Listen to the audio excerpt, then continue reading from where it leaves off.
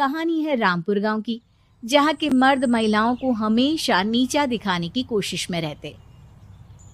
अरे अभी तक खाना नहीं आया क्या? मुझे एक और शादी करने की जरूरत है। नहीं जी नहीं, ऐसा मत करना, वरना मैं कहाँ जाऊंगी। खाना लेकर मैं अभी आई जी। गांव की पंचायत में भी फैसले हमेशा औरतों के खिलाफ ही रहते। मैं जो फैसला सुनाता हूँ वो भगवान की आज्ञा होती है। इस लड़के ने अपने मन से शादी करके अच्छा नहीं किया।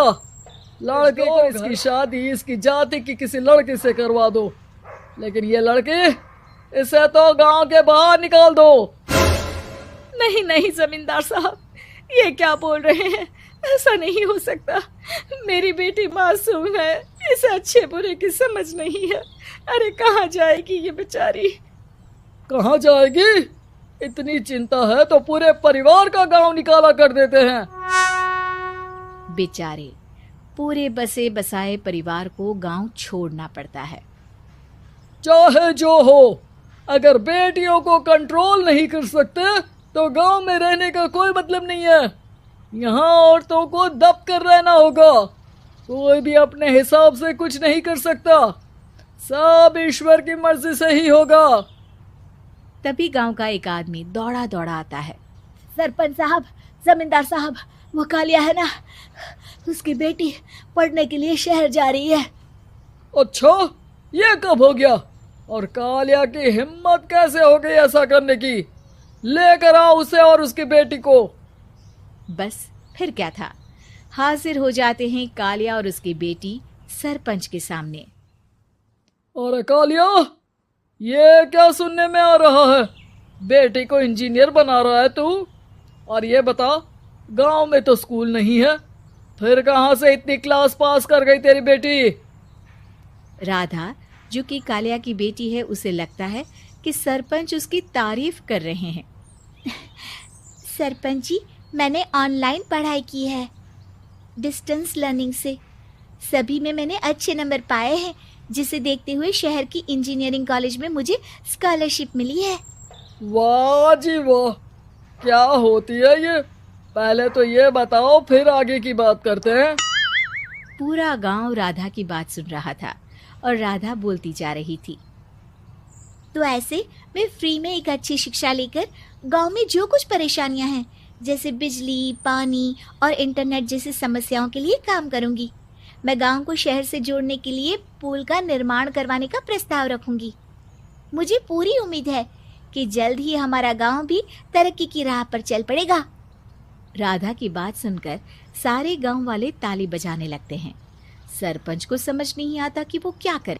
चुप रह नादान लड़की, गांव के खिलाफ जाने के लिए तुझे गांव से बेदखल कर दिया जाएगा, वो भी पूरे परिवार के साथ। और हाँ, अगर ठीक से गांव में रहना चाहती है तो ये पढ़ाई लिखाई छोड़ दे।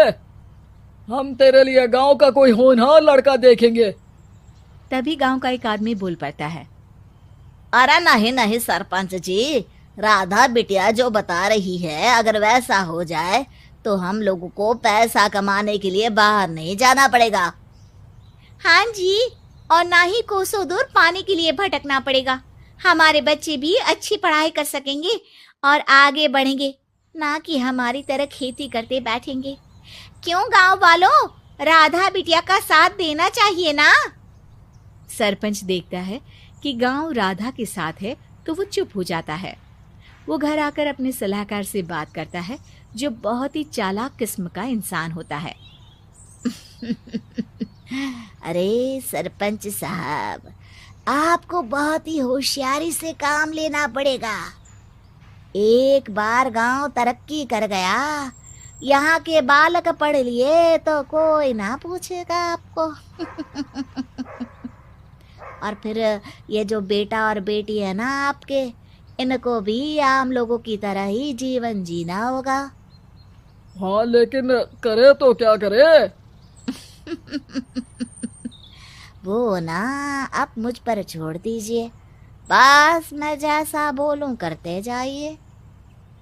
अगले रोज सुबह जब गांव वाले सोकर उठते हैं तो राधा के घर के बाहर और साथ ही वो लोग जिन्होंने राधा का सपोर्ट किया था, उनके घर के आगे लाल रंग से कल आऊंगी लिखा होता है।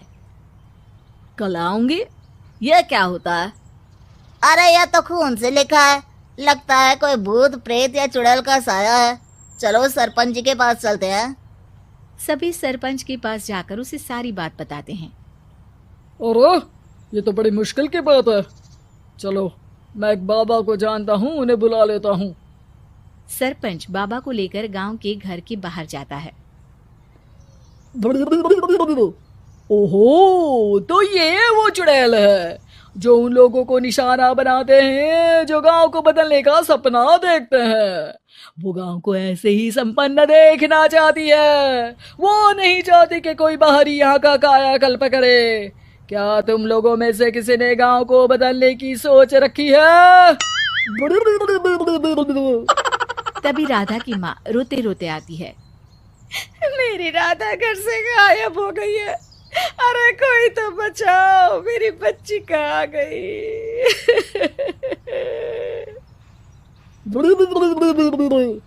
ले गई वो चुड़ैल, तेरी बच्ची को ले गई। अब वो उसे श्रापित करके छोड़ेगी, उस पर चुड़ैल का साया हो जाएगा। तभी बुरी सी हालत में राधा भी वहां आ जाती है। उसके बाल चुड़ैल की तरह फैले होते हैं और कपड़ों में खून लगा होता है। सभी राधा को देखकर डर जाते हैं। माँ, पता नहीं मुझे कौन उठा कर ले गया था। अरे दूर दूर हो जा चुड़ैल, अब हम लोग इस गांव में नहीं रुकेंगे। अरे कैसी बातें कर रहे हैं आप? कल तो आप मेरे भरोसे गांव का हुलिया बदलने, अपने बच्चों को पढ़ाने और तरक्की उन्नति की बात कर रहे थे, तो आज क्या हो गया आपको? ये फिर तुम लोगों को बहकाएगी। ये चुड़ैल गांव में आ चुकी है, ऐसे ही ये तुम्हारे घर के बच्चों को भी ले जाएगी। गांव वाले राधा को गांव से बाहर निकाल देते हैं। उसके माँ बाप रोते रहते हैं, लेकिन गांव वाले नहीं मानते। मैं भी अपनी बहन के साथ गांव के बाहर रहूंगा, लेकिन वो पढ़ाई नहीं छोड़ेगी। वहीं सरपंच के घर पर सलाहकार कहता है। देखा, सांप भी मर गया और लाठी भी नहीं टूटी। लेकिन अगले ही दिन सरपंच के घर के बाहर भी वही शब्द लिखे होते हैं। और फिर सरपंच की बीवी कहती है, हमारी बेटी को किसी ने अगवा कर लिया है। तभी राधा का भाई वहां आ जाता है। अरे गांव वालों, मैंने सरपंच जी की बेटी को देखा था। वो चुड़ैल उसे उठाकर ले जा रही थी। अरे क्या मजाक कर रहे हो? नहीं नहीं सरपंच जी, आप नहीं जानते। वो चुड़ैल अब आपकी बेटी में आ जाएगी, जैसे राधा के अंदर आ गई थी। तभी सरपंच की बेटी वैसी ही हालत में वहां आती है जैसे राधा आई थी। पापा, पता नहीं कैसे मैं गायब हो गई थी। चुड़ैल, इसके अंदर भी चुड़ैल का साया है, मारो इसे। अरे नहीं नहीं, इसे भी राधा के पास गांव के बाहर ही भेज दो। अरे चुप रहो, मेरी बेटी कहीं नहीं जाएगी और चुड़ैल बुड़ैल कुछ नहीं होता है। अरे कैसे बात कर रहे हो सरपंच जी? आप तो बोल रहे थे कि आपका फैसला भगवान का ज्ञान होता है, तो अपने पर बात आई तो अब आप ऐसे बोल रहे हैं। अरे ना ना ना, आपको अपनी बेटी को त्यागना ही होगा। अरे बुलाओ बाबा को। राधा का भाई बाबा को ले आता है, जिसे अब गांव वालों के डर के कारण सच बोलना पड़ता है। मैं कोई बाबा नहीं हूँ, मैं तो मोची था। ये सलाहकार महोदय ने मुझे कहा था एक्टिंग करने को। अब वो मुझे पैसे देने वाले हैं। अब मुझे माफ कर दो। गलती हो गई, मुझे माफ कर दो। तभी वहां राधा आ जाती है। देखा सरपंच जी, जब गांव के बच्चे साक्षर होंगे तो आप जैसे लोगों की चालाकी नहीं चलेगी।